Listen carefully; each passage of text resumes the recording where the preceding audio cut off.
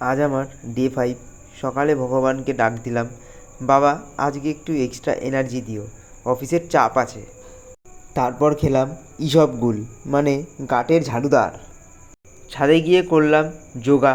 পাশের বাড়ির কাকিমা জানলা দিয়ে উকি দিয়ে ভাবছেন আমি নাকি সিগন্যাল পাঠাচ্ছি মঙ্গল গ্রহে। ফ্রেশ হয়ে প্রাণায়াম, হাওয়া ঢুকছে, টেনশন বেরিয়ে যাচ্ছে। এরপর খেলাম ডাবের জল, কিন্তু পরিমাণ মতো, কারণ পোর্শন কন্ট্রোলই হলো আসল অমৃত। অফিসে গিয়ে খেলাম নরম ভাত সবজি স্টু, মনে হলো এটাই আসল কমফোর্ট ফুড। স্ন্যাক্সে পাকা পেঁপে, মনে হলো প্রকৃতি নিজে হাতে হিলিং পাঠাচ্ছে। কাজের ফাঁকে পড়াশোনা, মাথা গাটকে বলছে আমরা টিম ওয়ার্ক করছি। দুপুরে আবার নরম ভাত, ডালের জল, সবজি, যতটা দরকার অতটুকুই। বাড়িতে গিয়ে খই আর হার্বাল টি। হুম, ওই দুধ চাগুলো না বস, ওই লিকারটাই আমার। 1 ঘন্টা পর সেদ্ধ আপেল, একেবারে হিলিং ডেজার্ট।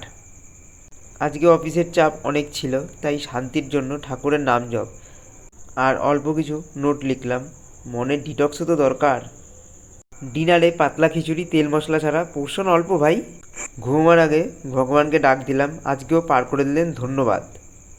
তাড়াতাড়ি ঘুম, কারণ চাণক্যও বলেছিলেন যে তাড়াতাড়ি ঘুমায় সে পরের দিন রাজা হয়। ওম নমঃ শিবায়, টাটা, বাই বাই।